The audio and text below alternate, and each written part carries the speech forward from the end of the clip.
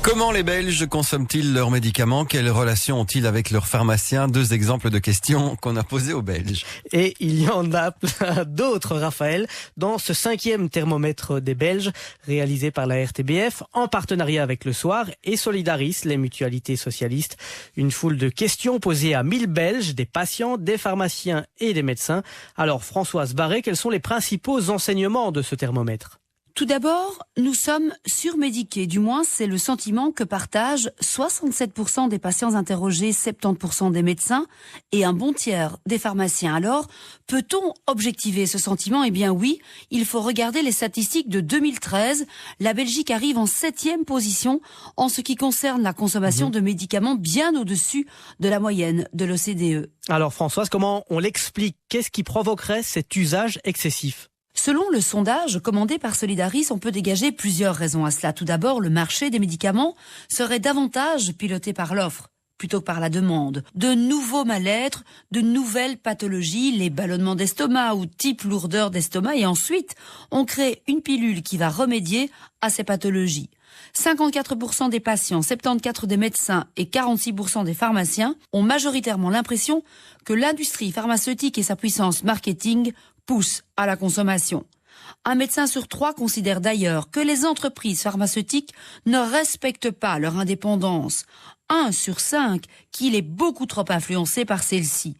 L'industrie pharmaceutique ne sort clairement pas grandie de cette étude Solidaris. Un autre constat de ce thermomètre des Belges, Françoise, on constate une augmentation de l'automédication. Effectivement, avec Internet, les patients prennent leurs propres renseignements. 60% d'entre eux, selon l'étude, confient qu'ils regardent ce qui leur reste dans leur pharmacie avant d'aller chez le médecin ou le pharmacien.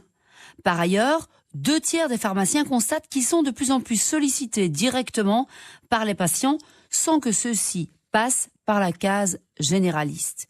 Une situation qui inquiète 37% des pharmaciens et 51% des médecins. Merci Françoise Barré. Et demain matin, on pourra entendre vos reportages, notamment sur ce sondage, ce thermomètre, témoignage interpellant de médecins notamment qui critiquent cette surconsommation de médecins.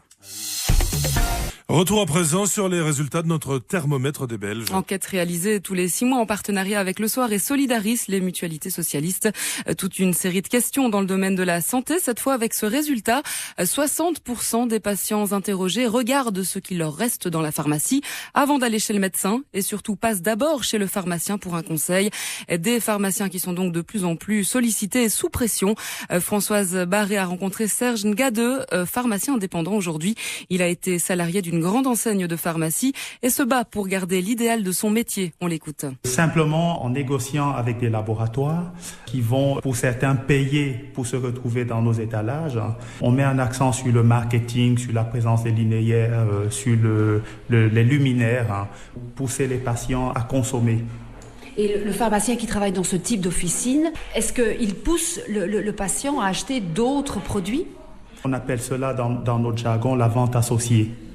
Donc on incite les patients qui rentrent avec une ordonnance ou pas à acheter pas mal de médicaments et bien souvent des choses pour lesquelles ils ne venaient pas en pharmacie.